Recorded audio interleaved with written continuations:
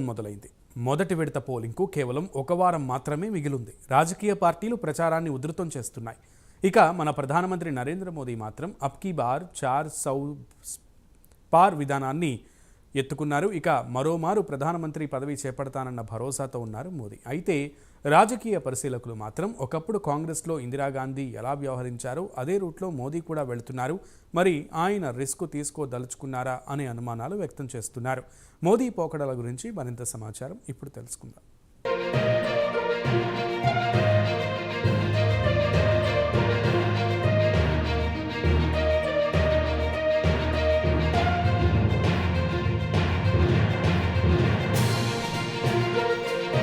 ఈ మధ్య ప్రధానమంత్రి మోదీ వ్యవహార శైలిని దగ్గర నుంచి గమనించిన వారు నాగ్పూర్లో కూర్చున్న ఆర్ఎస్ఎస్ బాస్ల అనుమతి లేకుండా సొంతంగా నిర్ణయాలు తీసుకుంటూ ముందుకు వెళ్తున్నారన్న వాదన వినిపిస్తోంది. ఇక మన దేశంలో ప్రతి ఎన్నికల్లో రాజకీయాలు మారుతుంటాయి. ప్రస్తుతం లోక్సభ ఎన్నికలు దగ్గర పడుతున్నాయి. ఇక భారతీయ జనతా పార్టీ పోకడలను ఓసారి చూద్దాం. గత కొన్ని సంవత్సరాల నుంచి ఎన్నికల్లో పోటీ చేసి గెలిచినందున అనుభవంతో ముందుగా అనుకున్న ప్లాన్ను చివరి నిమిషంలో మారుస్తూ వస్తున్నారు. ఇక బీజేపీలో వ్యక్తి ఆరాధనను అనుమతించరు. వ్యక్తిగతంగా పెద్ద నాయకుడిగా ఎదగడానికి ఎట్టి పరిస్థితుల్లో అనుమతించరు. ఉదాహరణకు మాజీ ప్రధానమంత్రి అటల్ బిహారీ వాజ్పేయిని తీసుకుంటే ఆయన పార్టీలో అత్యంత ప్రజాదరణ కలిగిన నాయకుడిగా ఎదిగారు. దేశంలో మారుమూల ప్రాంతాలకు వెళ్లినా ఆయన పోస్టర్లు కనిపించేవి. దేశంలోని ప్రతి నగరంలో ఆయన బిల్బోర్డ్లో దర్శనమిచ్చేవారు. అయితే ఈ స్థాయిలో ప్రజాదరణ పొందడం బీజేపీ నాయకుల్లో లోపల అసంతృప్తి వ్యక్తమయ్యేది. ఇక ఆర్ఎస్ఎస్ కూడా వాజ్పేయి ప్రజాదరణ చూసి అసంతృప్తి వ్యక్తం చేసేది. ఇక 1984 లోక్సభ ఎన్నికల్లో బీజేపీ మట్టి కరిచింది. ఆర్ఎస్ఎస్ వాజ్పేయిని పక్కన పెట్టింది. ఎల్కే అద్వానీకి పెద్దపీట వేసింది.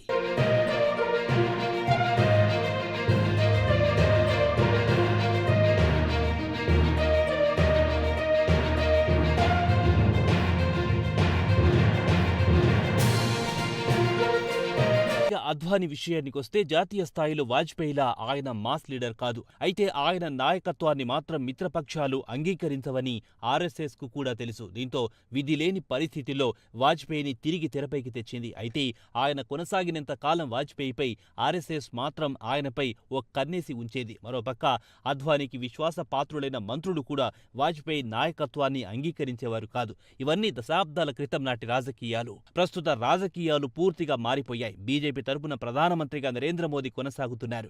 ఒక్కప్పుడు కాంగ్రెస్ పార్టీలో ఇందిరాగాంధీ హవా ఎలా నడిచిందో ప్రస్తుతం బీజేపీలో నరేంద్ర మోదీ హవా అలా నడుస్తోంది. బీజేపీలో మోదీకి ఉన్న ప్రజాదరణ మరెవ్వరికీ లేదు. ప్రస్తుతం ప్రజలకిస్తున్న హామీలను చూస్తే ఆయన అన్ని మోదీ పేరుపైనే కొనసాగుతున్నాయి. ఎన్నికల ప్రచారంలో తరచూ మోదీకా గ్యారంటీ అంటున్నారు. అలాగే పార్టీ సమావేశాల్లో, బహిరంగ సభల్లో జై శ్రీరామ్ తర్వాత కొత్త కోరస్ మోదీ మోదీ అనే నినాదాలు వింటున్నాం.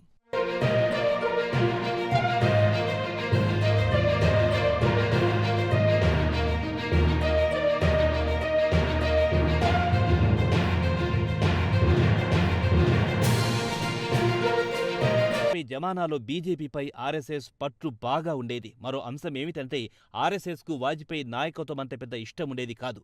ఇక ప్రస్తుతం మోదీ జమానాకొస్తే ఇప్పుడు ఆర్ఎస్ఎస్ గురించి పెద్దగా తెలియదు. తెలిసినా పట్టించుకునే పరిస్థితి కూడా లేదు. ప్రస్తుతం ఆర్ఎస్ఎస్ కంటే కూడా మోదీ ప్రజాదరణ చాలా ఎక్కువగా ఉంది. ఆయన గురించి ఫిర్యాదు చేసే దమ్ము, ధైర్యం ఎవ్వరికీ లేదు. అయితే చాలా మంది మోదీ ఆర్ఎస్ఎస్ ను ప్రసన్నం చేసుకునేందుకు citizenship amendment act 2019, uniform civil code, article 370 రద్దు అంశాల గురించి తరచూ ప్రస్తావిస్తారు అనుకుంటారు. అయితే తానేదైనా చెయ్యాలనుకున్నప్పుడు ఆయన నాగ్పూర్లో కూర్చున్న ఆర్ఎస్ఎస్ బాస్ల అనుమతి లేకుండానే సొంతంగా నిర్ణయాలు తీసుకుంటున్నారు.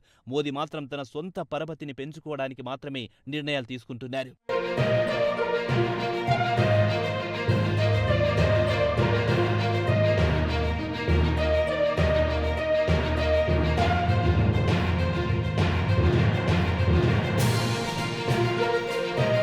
విషయానికొస్తే ఏదైనా నిర్ణయాలు తీసుకోవాలనుకుంటే హైకమాండ్ తీసుకుంటుంది. ముఖ్యమంత్రుల ఎంపిక కూడా హైకమాండ్ ఆమోదం తెలపాల్సిందే. రాష్ట్రానికి చెందిన ఎమ్మెల్యేలను ఎంపిక చేసే పరిస్థితి ఇప్పుడు కూడా లేదు. అలాగే సీఎంలను కావాలనుకుంటే హైకమాండ్ ఢిల్లీలో కూర్చుని ఎప్పుడు కావాలంటే అప్పుడు తీసేయొచ్చు.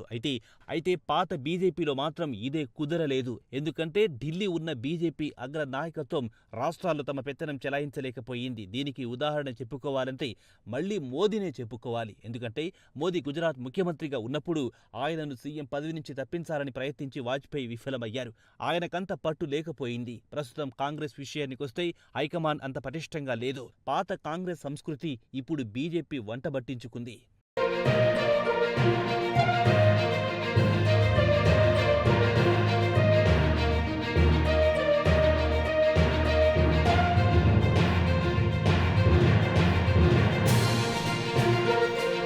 బీజేపీ హైకమాండ్ అంటే మోదీ, అమిత్ షాలే. పార్టీలో అత్యంత కీలక నిర్ణయం తీసుకోవాలంటే వీరిద్దరే తీసుకోవాలి. బాగా పాపులర్ ముఖ్యమంత్రిని తీసేయాలనుకుంటే వారే నిర్ణయం తీసుకుంటారు. ఉదాహరణకు మధ్యప్రదేశ్ ముఖ్యమంత్రి శివరాజ్ చౌహాన్ను తీసుకుంటే ఆయన రాష్ట్రంలో అత్యంత ప్రజాదరణ కలిగిన నాయకుడు.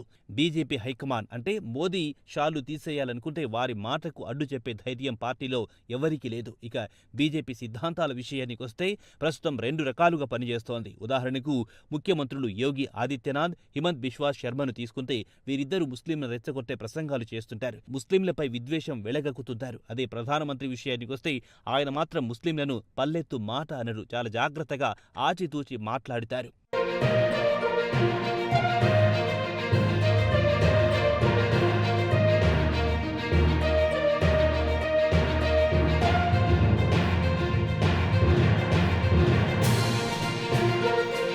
ప్రస్తుతం బీజేపీ అన్ని పార్టీల నుంచి వలసలను అనుమతిస్తోంది. అవినీతి మరకలను అంటించుకున్న వారిని కూడా పార్టీలోకి స్వాగతం పలుకుతోంది. బీజేపీలో చేరిన వెంటనే అవినీతి మరకలు పోతాయంటూ రాహుల్ గాంధీ కూడా ఇటీవల కాలంలో ఎద్దేవా చేసేవారు. ఇక రాజకీయాల విషయానికొస్తే ఇవి లాంగ్ టర్మ్ ప్రాజెక్టులు. పార్టీలు గెలిచినా ఓడినా దీర్ఘకాలంలో పెద్ద ప్రభావం చూపవు. ఎందుకంటే 1984లో ఇదే బీజేపీ కేవలం 2 సీట్లు మాత్రమే గెలిచింది. అదే 2024 నాటికొచ్చేసరికి 400+ సీట్లు సాధిస్తామన్న ధీమాను వ్యక్తం చేస్తోంది.